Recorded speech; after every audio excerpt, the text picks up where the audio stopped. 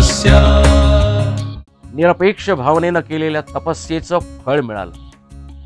TRP वाढला आणि दूरदर्शनकडून अजून 26 संस्थांचं दर्शन देण्याची परवानगी आम्हाला मिळाली.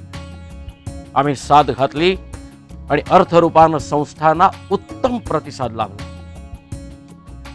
संस्थांकडून कौतुकाचा वर्षाव झाला अशा बोलक्या प्रतिक्रियाही मिळाल्या. या मालिकेमधून समाजामध्ये एक खूप चांगले दुर्लक्षित प्रोजेक्ट आले की ज्या प्रकल्पाची प्रसिद्धी अन्यत्र एवढे कुठे पाहायला मिळत नाही, पण या तपस्या मालिकेमुळे माहिती झाली. त्याचा परिणाम असा झाला की मराठवाड्यातले अनेक पालक, अनेक संस्था, अनेक उद्योजक आमच्याशी संपर्क केले आणि या प्रकल्पाची माहिती जाणून घेतले. या प्रकल्पातले होणारे जे विषय आहेत ते बारकाईने पाहिले आणि ते म्हणाले की आमच्यासाठी तुम्ही एक खूप मोठं कार्य करता. ही एक चांगली प्रसिद्धी, माहिती समाजापर्यंत पोहोचवण्याचं काम आरुषा संस्थेने केलेलं आहे. त्यामध्ये मोठी मदत जर आपण यामध्ये सांगायची जर ठरली तर महिंद्रा अँड महिंद्रा कंपनीसारख्या मोठ्या कंपनीने त्यांच्याकडून चांगली मदत ह्या एपिसोड बघूनच मिळाली आणि त्यांनी शिबिराचा पूर्ण खर्च आपल्याला देऊ केला आहे. तपस्या ही मालिका बघितल्यानंतर अकोलासारख्या ग्रामीण भागातून पालकांनी मुलाला शोधायचा प्रयत्न केला आणि ते आपल्यापर्यंत पोहोचले आणि त्यांना तो मुलगाही मिळाला. तर अशा प्रकारे म्हणजे अनेक पालकांपर्यंत ह्या मालिकेतून आपला संदेश पोहोचला गेला आहे. माझ्या ऑफिसमधलेच माझे एक कलिग आहेत नंदकुमार पोद्दार म्हणून.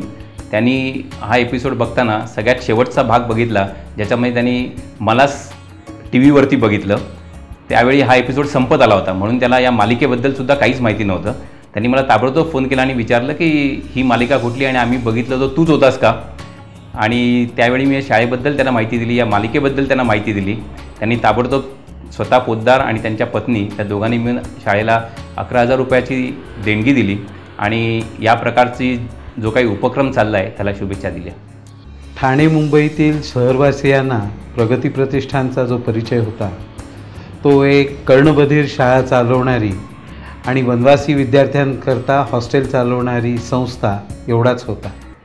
मात्र तपस्येच्या सिरियलनी आम्ही जे गेल्या 10 वर्षात वनवासी आणि ग्रामीण विकासाचं काम करतो आहे त्याची माहिती ही सामान्यपणे लोकांना कमी होती, ती मोठ्या प्रमाणावर झाली. आणि सिरियल बघितल्यानंतर लोकांचा भरघोस सहभाग देण्याच्या दृष्टीने आम्हाला अनेक फोन आले, पत्र आली, काही लोक प्रत्यक्ष भेटायला आली. हा या सिरियलच्या प्रस्तुतीकरणानंतरचा आम्हाला इमिजिएट झालेला फायदा होता. निर्माणों के पावन युग में हम चरित्र निर्माण न भूले, स्वार्थ साधना की आंधी में वसुधा का कल्याण न भूले.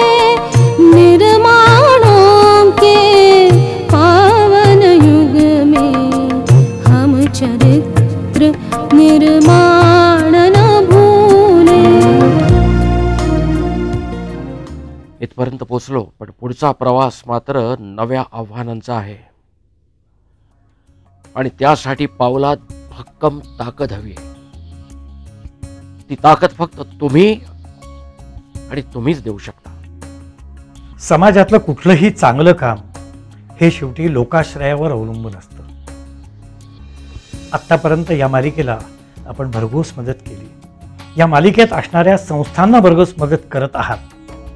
तसेच आमच्याही पाठीशी उभे राहून हे पुढचे येणारे 26 भागसुद्धा आमच्याकडनं पूर्ण करून घेण्याकरता मदत करावी एवढंच आवाहन मी तुम्हाला करीन. क्षेत्र कुठेही रिक्त राहिले हे आता होणे नाही. दानवतेच्या विषवल्लीचे कोठेही बेणे नाही. देवत्वाचे पिऊनी अमृत जगताचे आधार ठरू.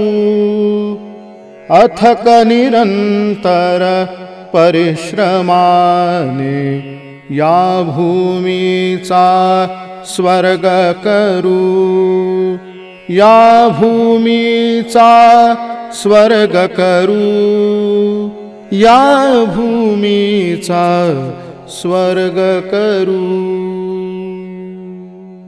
असे अमूल्य तप जे आचरती अशा संस्थांची माहिती कळवावी आणि ज्यांना द्यावंसं वाटतं त्यांनीही भरभरून द्यावं. आम्ही घेणारे फक्त, म्हणून घेता घेता देणाऱ्यांचेही हात हातात घेऊ कृतार्थपणे. असं हे तपावलोकन मध्यंतराच्या वळणावर.